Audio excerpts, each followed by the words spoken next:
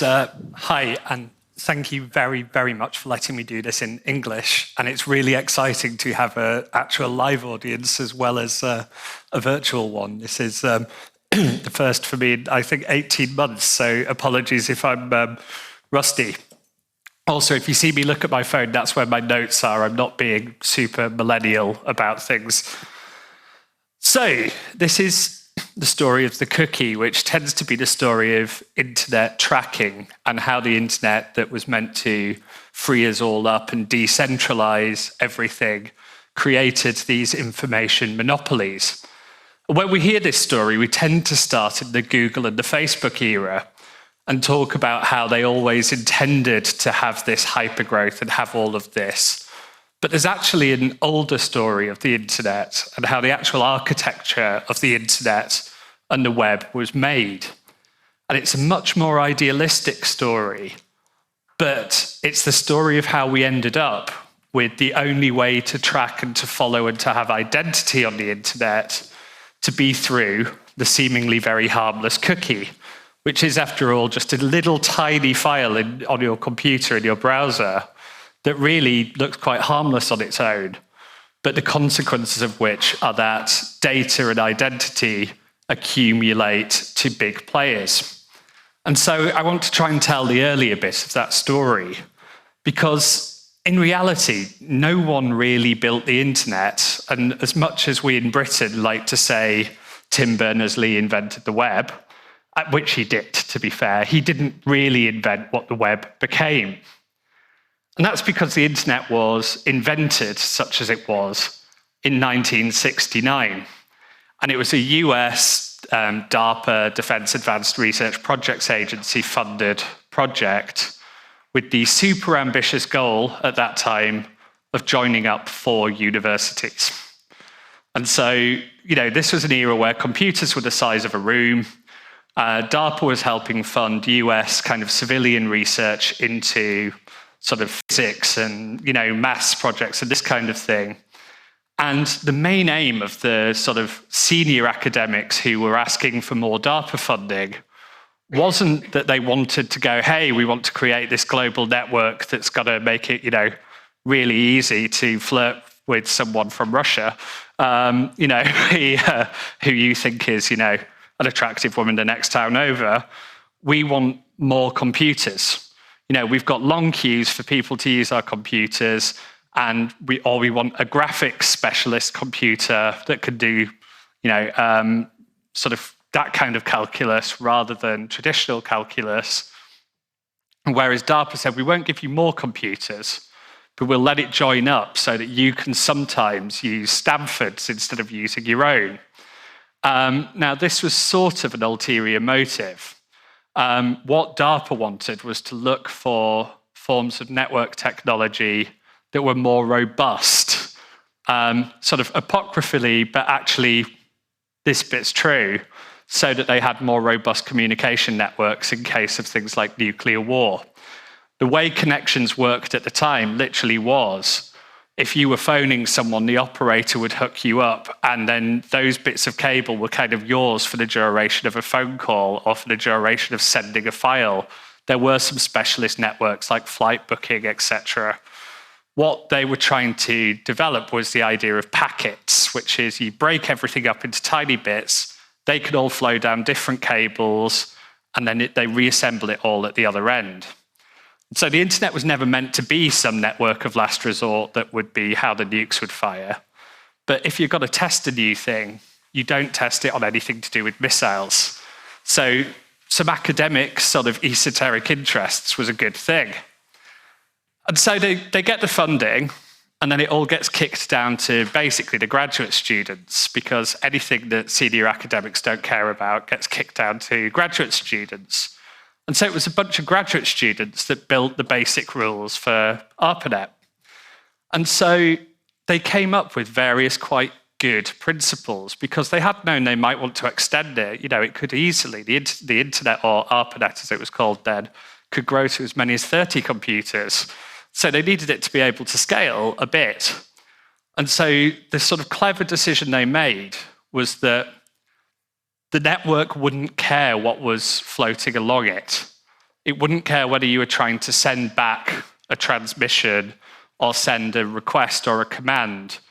And what that sort of evolved into later is the cables, the network doesn't care whether the bit of data, the packet that's going along, is video, is audio, is text, is something else, whether it's email, whether it's a web bit. All traffic is sort of the same. It doesn't discern. And that was very, very different from sort of other networks beforehand. And so the idea was it would be lightweight. And they also didn't particularly at that point care about security.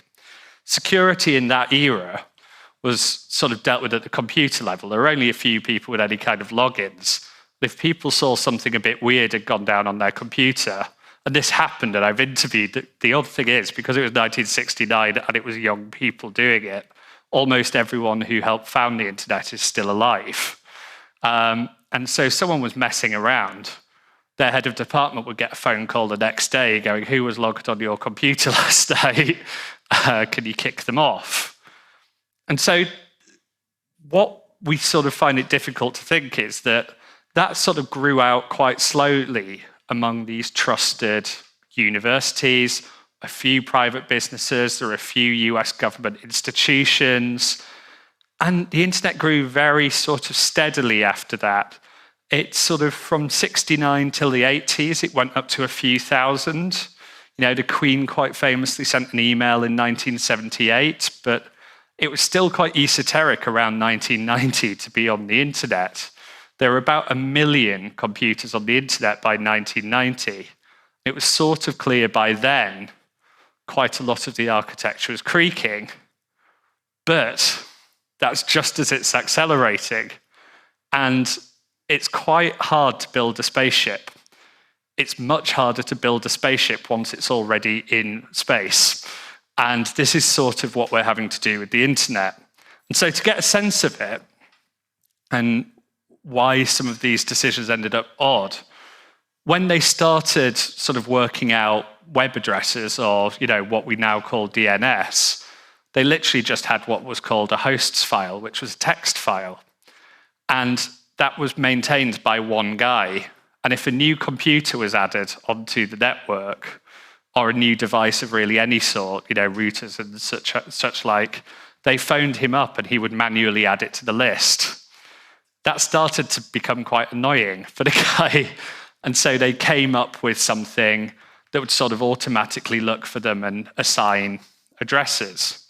And that basically, it's evolved a few times and had iterations, but that's still roughly the system that's there now. Even some of the more advanced sort of systems set up later are quite interesting. There was a computing conference in the early 1980s, and they were trying to work out a better way of pathing the physical journey that data takes across the internet. And that's literally which physical cables it travels along as it goes from, say, San Francisco to Oslo. And they were sort of really struggling in the main session. And so in the break, 2 engineers, one from Cisco, and I've forgotten where the other's from, I'm afraid, sort of went, look, wouldn't this work for now? They went, obviously, it would only work for a year or so. And they literally sketched out on, and they don't agree whether it was 2 or 3 napkins. One says 2, one says 3. On the back of a napkin, something called Border Gateway Protocol, BGP. And they sort of went, look, this would work for now, wouldn't it? And BGP is still how traffic flows across the internet, only slightly modified from then. And so incidentally, they never kept the napkins. It never struck them as important enough. And so in a computing museum somewhere is a photocopy of the 2 napkins that's been framed, because that was as close as people sort of had to it. And so the intention, and most of these people are not particularly wealthy people, but for the people who wrote these protocols, actually one more from this on sort of how internet governance works. One of the grad students, another guy I interviewed, was saying we needed a way to sort of write down what the decisions we'd made were and how a particular protocol would work and how something would be. And he went, the problem was I wasn't more senior than anyone else, and we had 4 different universities and a private company. He went, I needed not to get anyone's backs up. He went, so I couldn't call it a memo or a protocol he went, so I decided to call it a request for comment. And each bit of each new internet protocol, each new rule, like the very sort of core things, are still called RFCs, because no one ever just changed this thing this passive-aggressive grad student came up with. And so the intention was to make something very lightweight that got out of the way and just left the communications between either the computers that were talking or the networks that were talking. One of the clever bits of the internet was it's a network of networks. That's the whole origin of the name. And so, these days it's obvious you have your home Wi-Fi network and it joins to the internet. But that also meant things like the US military could join ARPANET, but still have its own network kept away from it. But what this meant was there was no effort to build into the protocols of the internet anything to preserve identity or login. There wasn't really, in the early stages, security, although a lot of that has now been built in. We've got HTTPS, we've got secure DNS. But what that meant is you did sometimes need identity on the web, especially once it evolved and became more consumerish. If you wanted to be able to have things like a login web service, even just to have a message board where you could have an account, it needs to be able to recognize that the same person's coming back again. For online shopping, to remember what's in the basket, the site's got to be able to see you.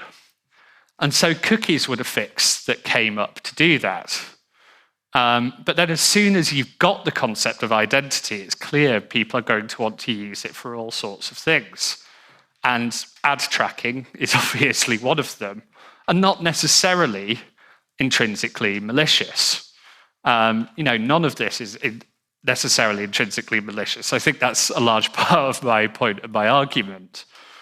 But what it meant once all of the identity wasn't in the network, but was in fact done by the advertiser or the shop or the seller, is they're the ones that accumulate all of the data, all of the aggregate. They're the ones who can see and use or not use what you put in your basket and delete, or what you save for later, or when you don't do something.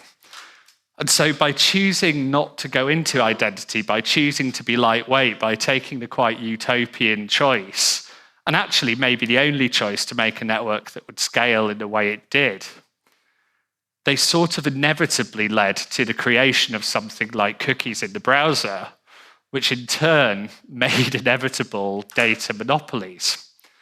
And so because of the decision to try and be distributed, to try and stay out of the way, a technology was created that would create monopolies. And we almost talk about, the sort of big tech monopolies as if they're an abuse of the internet. They're a byproduct of it. It will always, by its nature, centralize. Network effects are real. If you've got 10 social networks and 1/10 of your friends are on each, who can be bothered? You're going to end up with people gravitating to 1 or 2 or 3 because that's where everyone else is. That's not a malicious effect. But it's very obvious in social networks to see network effects. They're actually right across far more bits of the internet. And so when we come to think about these, I think it's more useful to think about the long story than the short one.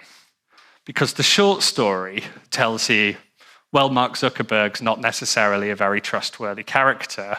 If we only break up Facebook, we could make a real difference to the future of the internet. The long story tells you someone else will come along. And so my case would be, if you want to think about what should come after the cookie or what should come after Web 2.0, you have to think at the design phase, you have to think at the start. And you can't just let your good intentions and the fact that you don't want to exploit data or you don't want to do this sort of mean that it will be there. You kind of have to try and think 3 steps ahead. And history's always shown that's very hard.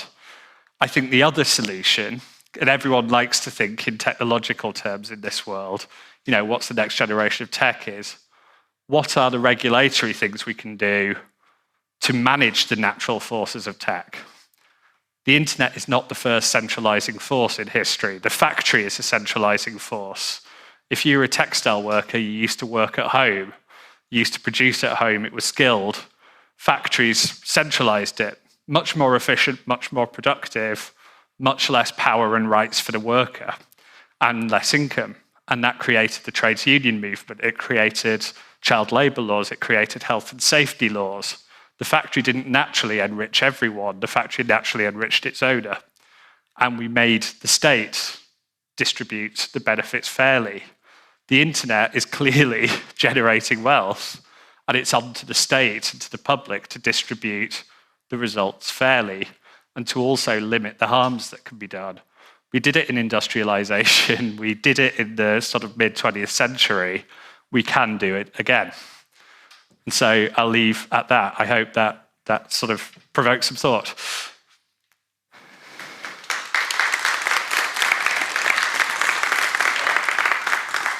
Thank you so much, James. Oh, that was certainly a history lesson there. Are there any questions for James? And do we have Bergen with us? Completely misjudged by the table, was there? Maybe Bergen's shy. We're very excited to have you here tomorrow with us. And I was just wondering a bit about the last part of your presentation. You were talking about regulation. We know that Europe is slightly more regulated than many other parts of the world with the GDPR and other things that might be coming our way. And I was wondering if you're, from your perspective, that you can see that is sort of affecting the European businesses in a way that makes it difficult to compete on a global stage. I think Europe is one of 2 bodies big enough to be able to take on big tech on roughly equal terms because it's got nearly 500 million consumers and most of them are rich. It is too big a market to pass up. And so however much tech will sort of wave against it, it's never going to move out. It will accommodate even things it thinks are hugely unreasonable in order to stay in it. It's the world's biggest market. The US is the other place that could, but as the home of a lot of the tech, it has far more incentive not to ask. I think the problem is the EU often looks too small while trying to look big. I think part of the issue is it's trying to tackle through the very narrow lane of competition law, things that actually would need much wider governmental action. And I wonder about European coordination of national governments and European Council about getting some things along those levels could be better. I also do think, technology, a large part of it is, it's all grown out of a very particular bit of West Coast US culture, which has been presented to the world as a kind of liberal, reformist thing, and actually has a much kind of darker, libertarian, sometimes even machine state history. And if culture is what sort of builds the rest of it, it's a shame that Europe has failed to nurture its own real global tech sector. And so I think if you could simultaneously kind of say, Europe is not against tech, it's against predatory tech, and Europe wants to foster a new kind of startup where people can make billions. It's not against entrepreneurship.